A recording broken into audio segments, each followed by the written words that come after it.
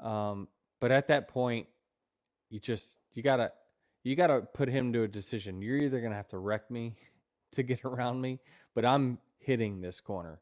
I'm making sure I'm gonna run it. Now, I did the same thing with Tony Stewart at Sonoma.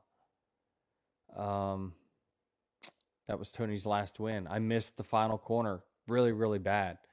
Now, it was because I moved him out of the way 3 or 4 corners before, and I knew Tony very well, and I said, if he is within wide open throttle distance of me, he's gonna get me.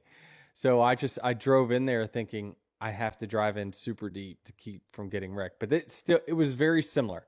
Like, I did the same thing. I blew the final corner and lost the race, finished second.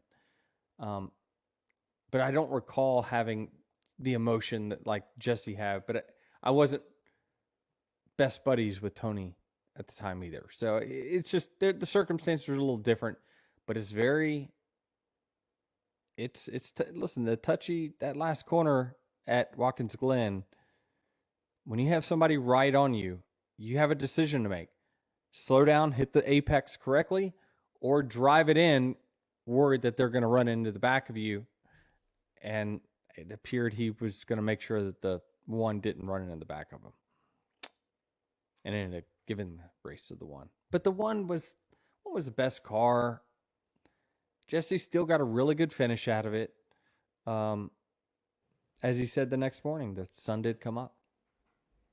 That run that Zilich got through the bus stop was pretty wild, though. How far back he was going into the bus stop and coming out of it. Corners, yeah, just crazy. I mean, how about he ripped the splitter off and still got there? That was wild. And I mean, how lucky was he? The splitter then came out the wheel well of the other side of the race car. So that thing went through the underside of the car, apparently around the engine compartment, and the splitter came out through the left front wheel opening in turn one a few laps later. Just wild circumstances.